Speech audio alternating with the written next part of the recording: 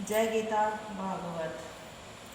श्री सूत जी बोले, हे सोनकादि ऋषियों, अपने पूर्व जन्म का वृत्तांत सुनाने के पश्चात नारद जी ने कहा, हे व्यास जी, ब्रह्मा जी ने श्री नारायण से 4 श्लोकों को सुना था। उन्हीं 4 श्लोकों को उन्होंने तुम्हें सुनाया। अब मैं उन श्लोकों को आपको बताता हूँ, आप उनका विस्तार पूर्वक वर्णन कीजिए। श्री परब्रह्मा परमेश्वर की महिमा का ज्ञान मनुष्य तन पाकर ही प्राप्त होता है। जो प्राणी मनुष्य शरीर पाकर भव सागर से पार उतर गया, उसी का जन्म लेना सफल है। जो प्राणी इस ईश्वर को पाकर श्री नारायण का स्मरण तथा ध्यान नहीं करता, वह 84 लाख योनियों में जन्म लेकर अयतन दुख प्राप्त करता है। यह कहकर नारद जी ने श्री वेदव्यास को उन 4 श्लोकों का अर्थ भली भांति समझाया।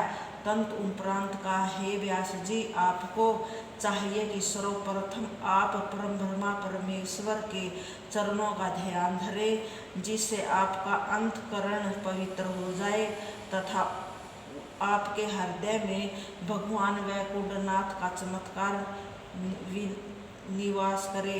इसके पश्चात आप श्री नारायण के गुणवाद एवं चरित्रों का वर्णन करें।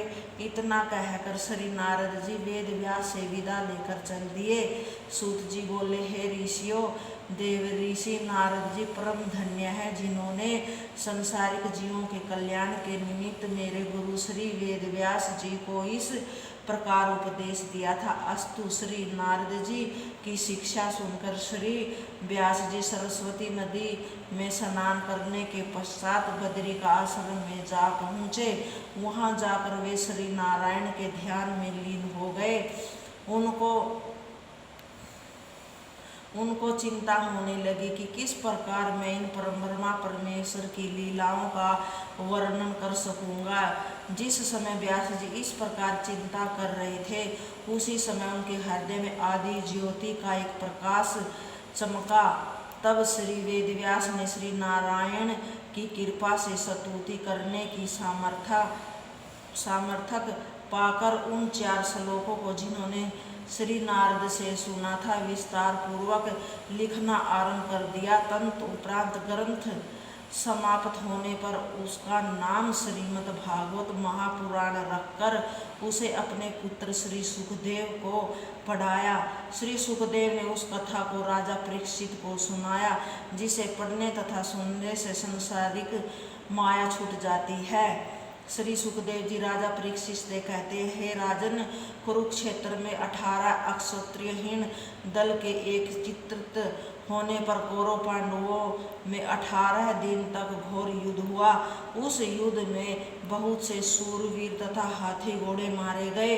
भीमसेन ने अपनी गदा द्वारा धृतराष्ट्र के सब पुत्रों को मारने के उपरांत दुर्योधन की जांघ तोड़कर उसे पृथ्वी पर गिरा दिया। महाभारत होने से पहले जिस समय राजा दुर्योधन ने राजा युधिष्ठिर सहित सब पांडवों तथा उनकी स्त्री द्रौपदी को छल द्वारा जुए में जीतकर दुशासन द्वारा द्रौपदी को बाल खींचते हुए भरी सभा में बुलवाया था तथा उसे अशब्द बोलने लगा, उसी समय भीमसेन ने यह प्रतिज्ञा ली थी कि भगवान श्याम सुंदर की कृपा से मैं एक दिन इस नीच दुर्योधन की जांघ तोड़ डालूंगा तथा महाभारत के युद्ध में श्री कृष्णचंद्र की कृपा से भीमसेन ने अपनी प्रतिज्ञा को पूर्ण किया। जिस समय पैर टूट जाने के कारण दुर्योधन घायल होकर भूमि में अकेला पड़ गया था, उसी समय द्रोणाचार्य के पुत्र अश्वत्थामा ने उसके पास आकर यह कहा कि हे दुर्योधन, हम तुम बचपन में साथ साथ खेले। आज तुम्हें शत्रुओं ने जो यह दिन दिखाया है, इसे देखकर मेरे हृदय को बड़ी चोट पहुंची है। तुम मुझे जो आज्ञा दो वही कार्य मैं शत्रुओं के प्रति करूँगा। यह सुनकर दुर्योधन ने अश्वत्थामा से कहा कि हे भाई, मुझे अपनी जांघ टूटने का उतना दुख नहीं है जितना कि पांडवों के जीतने तथा राज्य प्राप्त करने का है। फिर तुम्हारे रहते हुए मेरे शत्रु पांडव राज्य करे, यह अयतन ही शोचनीय है। दुर्योधन की यह बात सुनकर अश्वत्थामा ने ये कहा, यदि ऐसी बात है तो मैं आज रात को सोते हुए पांडवों के मस्तक काटकर तुम्हारे पास ला देता हूँ। यद्यपि सोते हुए शत्रु को मारना पाप है, फिर तुम्हारी प्रशंसा में ऐसा कार्य करने के लिए प्रस्तुत हूँ। दुर्योधन ने कहा, यदि तुम ऐसा कर सको तो मैं तुम्हारा बहुत आभारी रहूँगा। यह सुनकर अश्वत्थामा 5 पांडवों के मस्तक काट लाने के लिए चल पड़ा। जय गीता भागवत की। आज की कथा में यह हुआ कि श्रीमद् भागवत पुराण ही श्रेष्ठ पुराण है, सभी को पढ़ना चाहिए। जय राधे दामोदर।